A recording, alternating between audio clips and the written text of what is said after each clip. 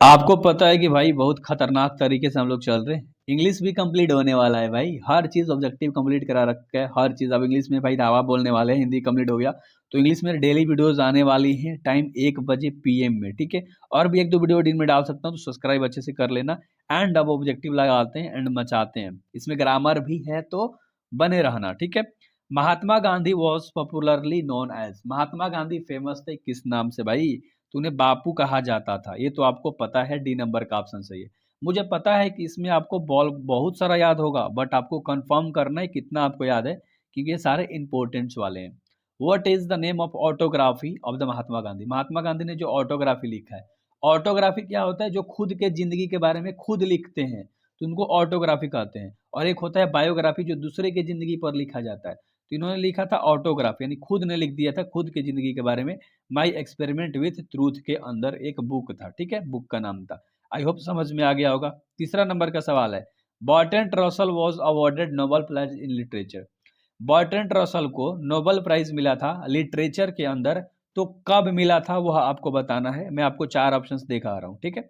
तो Bertrand Russell को 1950 में मिला था लिटरेचर के लिए, ठीक है। अगला सवाल है 4 नंबर का, Bertrand Russell in the author of the prose pieces. वो एक लेखक थे, ऑथर थे, आपको पता है, तो किस चैप्टर के थे आपको बताना है। तो ideas that have help man kind के थे। डी नंबर का ऑप्शन सही होगा, बर्ट्रैंड रसल। तो राइटर का नाम, चैप्टर का नाम अच्छे से याद होना चाहिए, क्योंकि 5 नंबर में मिलान करने वाला भी पूछ देता है। He had been absent Monday, Monday exact निश्चित कर दिया तो सिंस लगेगा, समझ में आ रहा है ना, सिंस मंडे, बहुत बढ़िया। तो ये ग्रामर का क्वेश्चन था मेरे भाई। अगला सवाल 6 नंबर का, ही लीव द बेड, वो बेड से उठता है 6 बजे इन द मॉर्निंग। अगर समय पूछ दे 6 o'clock, 7 o'clock, 9 o'clock, तो उसके पहले एट लगता है। ए नंबर का ऑप्शन बिल्कुल राइट हो जाएगा। ए नंबर का ऑप्शन बिल्कुल राइट हो जाएगा। क्वेश्चंस को सुनो, मैं क्या बोल रहा हूँ उसे सुनो, मचा दोगे। You need to but dictionary, यहाँ पर बाई डिक्शनरी होगा, उसे जरूरत है खरीदने की एक डिक्शनरी। तो डिक्शनरी के पहले क्या लगेगा? ये तो हलवा सा सवाल है भाई, ये तो ए लगेगा, ए डिक्शनरी। आप दुकान पर एक डिक्शनरी खरीदने जाओगे और एक कॉन्सोनेंट भी है। What fill in the blanks beautiful sense this scan this, यानी यू भाई बहुत सुंदर दिख रहा है, क्या दिख रहा है? तो देखो सबसे पहले ब्यूटीफुल खाली देखना है। ब्यूटीफुल क्या है आपका? एक कॉन्सोनेंट की तरह यूज हो रहा है, अब्स्ट्रैक्ट नाउन है, समझ में आपको आ ही रहा है। तो इसके पहले क्या लगेगा भाई? तो 8 के पहले ए लगेगा। और ब्यूटीफुल मतलब एक लड़की हो सकती है, लड़का हो सकता है, किताब हो सकता है, कुछ भी हो सकता है, ठीक है। सी वॉज किल्ड इन एक्सीडेंट, वो एक्सीडेंट में भाई मार देती है, ठीक है, समझ में आ रहा है ना। तो भाई वो एक्सीडेंट में मतलब मार दी। तो 9 नंबर का ऑप्शन क्या होगा? अब एक्सीडेंट के पहले क्या लगेगा? एक्सीडेंट, ए से स्टार्ट हो रहा है एक्सीडेंट। अब इसके पहले तुम्हारा क्या इस्तेमाल होगा? एन लगेगा, बहुत बढ़िया, क्योंकि ए ले शुरू हो रहा है ऐसे। और आगा कोई भी अक्षर से, 12 में कोई भी अक्षर ले, कोई भी चीज स्टार्ट हो रहा है तो उसके पहले तुम्हारा एन लगता ही लगता है। अगला सवाल, the line we saw embers losing their kindness, ये जो लाइन है ना पूरा जो आपको दिख रहा है, एक कौन से चैप्टर में दिया गया है? सिंपल भाषा में। तो कौन से चैप्टर से लिया गया है? तो एक 10 का ऑप्शन नंबर तुम्हारा हो जाएगा सी।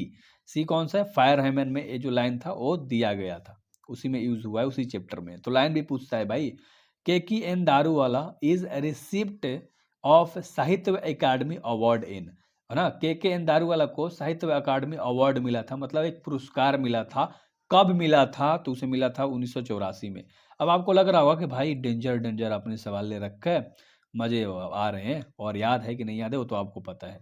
द सेरेमनी इज हेल्ड, जो सेरेमनी थी ना वो आगे रखी गई थी, किसके लिए थी सेरेमनी? लड़का और लड़की दोनों के लिए। तो इसमें बोथ हो जाएगा। आई होप कि समझ में आ गया, ठीक है। एक सेरेमनी यार होती है, अंगूठी ऊँठी पहनाया जाता है, तो दोनों के लिए होता है ना।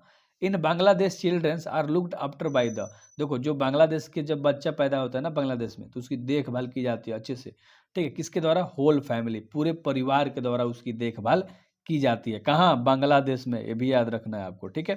किंग वॉज एसेसिनेटेड, देखो ये आई हैव अ ड्रीम की बात कर रहा है, तो इसमें राजा को मार दिया जाता है, हत्या कर दी जाती है। एसेसिनेटेड मतलब होता है हत्या, मार देना, ठीक है।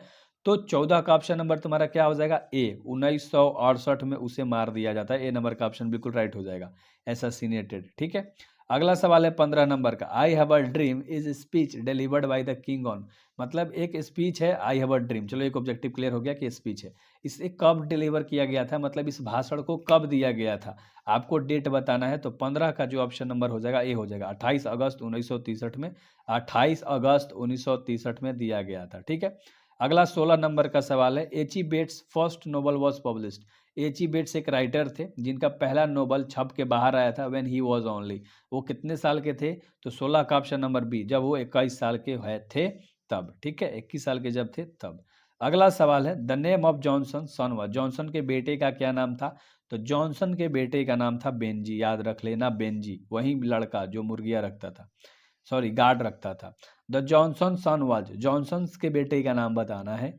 तो उसका नाम देखो, सॉरी, जॉनसन्स का बेटा किस तरह से था? बहुत ही साधारण था, सिंपल था। ठीक है, बहुत ही सिंपल था। आई होप समझ में आ रहा होगा। अगला है ना, बेंजी था यार जो मुर्गी रखता था, सीबी गार्ड्स रखता था, आपको पता है ना। Walter de la Mare lost his father at the age of. Walter de la Mare के जो पिताजी थे उनकी देहांत हो गई थी। वॉल्टर डेला मेयर की एज कितनी वर्ष की थी आपको बताना है। तो 19 का ऑप्शन नंबर डी, जब वो 4 साल के थे। 4 साल में ही पिताजी की मृत्यु हो गई थी, मतलब लड़का जब 4 साल का हुआ था। तो peacock pie is written by, peacock pie जो है ना वो किसने लिखा है आपको बताना है। 20 का ऑप्शन नंबर बी होगा, वॉल्टर डेलामेयर ने लिखा है। तो आई होप कि आपको मजा आया होगा। थोड़ा सा अलग लेवल का कॉन्सेप्ट था, क्वेश्चंस था, एंड सारे क्वेश्चंस करेंगे वीवीआई इंपॉर्टेंट, यहाँ से तो 2-3 ऑब्जेक्टिव लड़ ही जाएंगे। तो इसी तरह से सारे वीडियोस देखो मेरे, ठीक है, एंड कंफर्म करो ऑब्जेक्टिव।